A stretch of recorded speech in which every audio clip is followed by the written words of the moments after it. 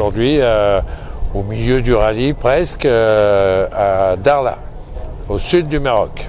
Alors il y a eu le Maroc, c'est toujours une partie très difficile pour les concurrents parce qu'il y a beaucoup de navigation, beaucoup de franchissements, beaucoup de pierres souvent, et ça provoque des petits incidents, des erreurs de navigation, etc. Mais bon, on a eu des blessés.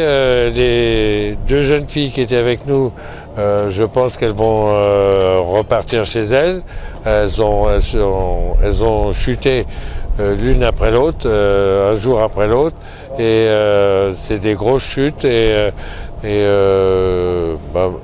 tout se passe bien, il n'y a pas de... mais elles ne peuvent pas continuer. Aujourd'hui, bien sûr, c'est la journée de repos ici à Dakhla, qui est une journée de repos extraordinaire, parce que Dakhla, c'est un spot très très beau. Bon, c'est vrai que pour du sky surf, mais pour plein de choses, il y a la mer, il y en a qui se sont blessés baignés hier. Non, c'est un spot vraiment magnifique. Alors ça va être le changement total avec la Mauritanie, parce qu'ici c'est le désert, mais il y a quand même un peu de verdure. On va passer sur la Mauritanie où là c'est le désert complet avec du sable, contrairement au Maroc où il y a beaucoup de rochers et de sable. Là ça va être uniquement du sable.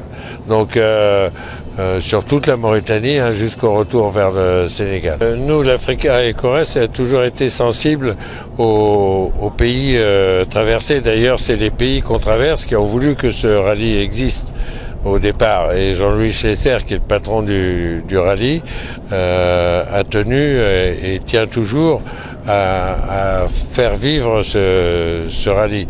Donc c'est un message de faire voir au monde entier qu'on peut aller au Maroc sans problème, qu'on peut aller en Mauritanie sans problème, qu'on peut aller au Sénégal sans problème, et que les gens sont hyper accueillants.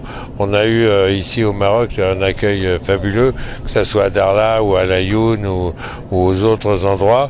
On commence à avoir l'habitude de venir ici souvent, et c'est un accueil très chaleureux.